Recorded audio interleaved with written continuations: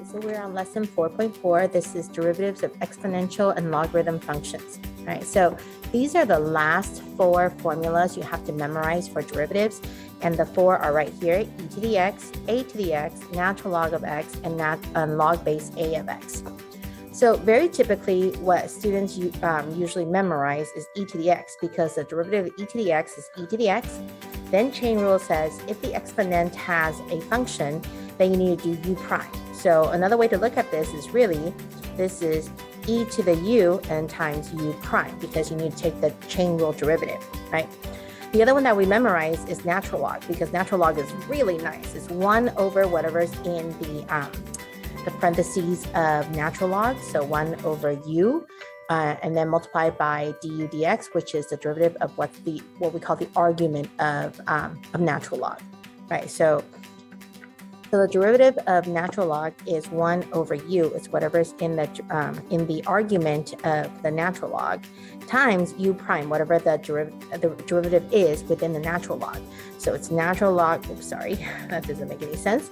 So it's natural log of something inside. So it's whatever's inside and multiplied by 1 over whatever's inside multiplied by the derivative of that thing, that term, that expression, okay? All right, so let's see. We're gonna use this top box to help us figure out all the derivatives here. So let's take a quick look at here, right? So here you have y equals e to the negative x over 4. Another way to look at that negative x over 4, that's really negative 1/4 times x. It's really a coefficient, right? So when you're taking the derivative of this function, e to the x is just e to the x. So y prime is really nice. You just copy exactly what you see here. Then you focus on the exponent here and say, hey, what's the derivative of that? Well, the derivative of that is just a coefficient, so negative 1/4. So all you have to do now is clean up negative 1 over 4 e to the x over 4, because it's negative x over 4, so it's a negative exponent. We move it downstairs. And that's it. All right. Number 2 here, we have x squared times e to the x minus x times e to the x. So watch out, there's two product rules here. So y prime is equal to, I'm going to take, this is u, this is v. If you're more comfortable with me doing it this way, totally fine. So u prime v, so it's going to be 2x times e to the x plus uv prime, so keep the u, x squared, v prime. What is the derivative of e to the x? It's e to the x. Minus, I typically like to do my product rule and then deal with the negative. I don't like to deal with the negative all within my product rule. Okay, so again, this is my new u, this is my new v. So u prime v, so derivative of x is 1 times e to the x plus uv prime, so x times the derivative of e to the x, e to the x. So you have 2x e to the x plus x squared e to the x, e to the x minus e to the x minus x e to the x. The two terms you can combine are 2x e to the x minus x e to the x.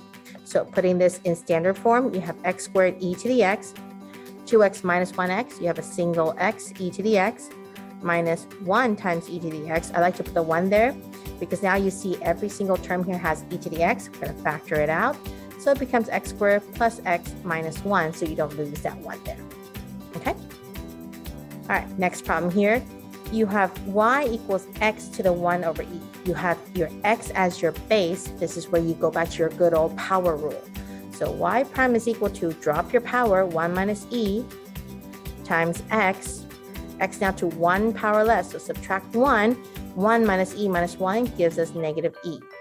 So your final answer would be 1 minus e over x to the e power. Okay? So don't get confused. Just because you have new formulas doesn't mean it applies in every situation.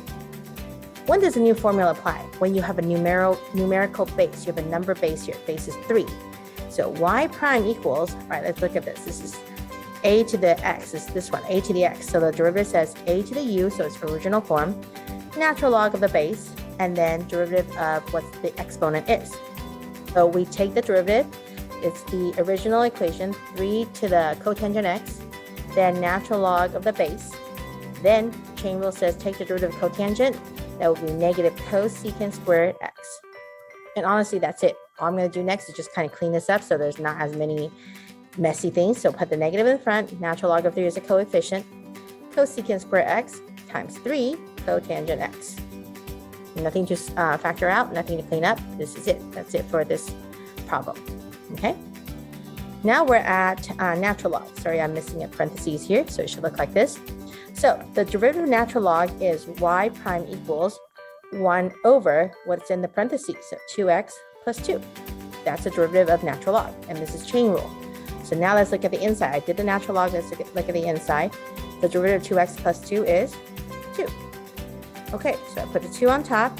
I notice the bottom is 2x plus 2. I'm going to factor the 2 out so that I can reduce out. Oops, sorry. So I can reduce out this 2, very fat 1, but there's a 1 there. So you have 1 over x plus 1. X plus 1 as my final answer. Okay? All right. Next one, be careful. This is x times natural log of x minus x. So there's a product rule here, right? So y prime equals, again, if you like your u and v, u prime v. So u derivative of the first one is 1 times natural log of x plus, keep the x. Now the derivative of v, which is natural log of x, is 1 over x minus, what is the derivative of this x here? 1. So clean up gives me natural log of x plus 1, because x times 1 over x is 1 minus 1. So my final answer is just cleanly natural log of x. Okay. All right. This one, I'm going to kind of rewrite it so it's a little bit more obvious for me, especially the root x plus 1. So before I start taking a derivative, I can write it as y equals log base 2 x plus 1 to the 1/2. Now, I personally don't memorize log base 2, and I'll tell you why in a minute, but I'm going to work this out using the formula. So log base 2 up here says 1 over whatever's in the log and the natural log of your base, okay? All right, so that would be y prime equals 1 over whatever's in the log, so that's root x plus 1, natural log of the base. Then chain rule says this argument, this argument here has a derivative of its own, so chain rule says take that derivative, that'll be 1/2 times x plus 1 to negative 1/2. Okay, and now this is algebra, you clean this up. You have 1 over natural log of 2 root x plus 1 times 1 over 2 root x plus 1. So you get 1 over 2 natural log of 2. You pull all your coefficients to the front. Root x plus 1 times root x plus 1 becomes x plus 1. And that's your final answer. So how do I do it without memorizing log? I only memorize natural log. So if you recall back in previous classes, you can do change of base. You can change any log base to a natural log or log base 10 because that's all our calculators can do.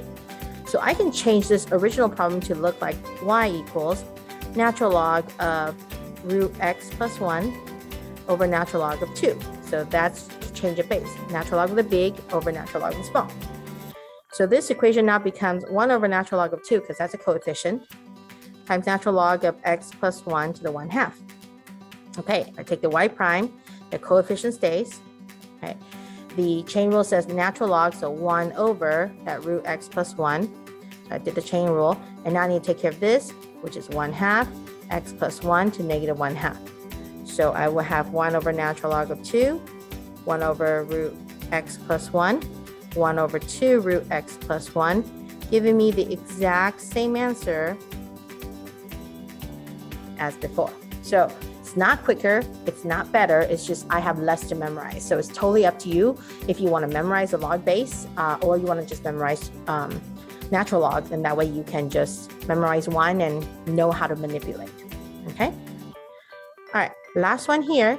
I have y equals, I'm just going to rewrite a little bit better so I can see that this is really quotient rule, because I have a function on top and a function on bottom. Okay?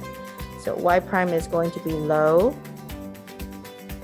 d high minus high d low. So the derivative of the bottom is 1 over the argument, so 1 over x, and then natural log of 5, right? So just quickly check, right? 1 over u over natural log of the base, very good, all over low squared. Okay, so this will reduce out, the x over x will reduce out, leaving me with log base of 5 minus 1 over natural log of 5 over log base of 5x squared. All right. So this is way too many fractions. The only thing I can do is multiply by natural log of 5 to all the terms to kind of clean this up. And when I say kind of, it's not really that clean. It just makes it one fraction. So you'll get natural log of 5, log base 5 of x minus 1, all over natural log of 5 times log base 5 of x squared. Okay, and that's it. That's it for the notes.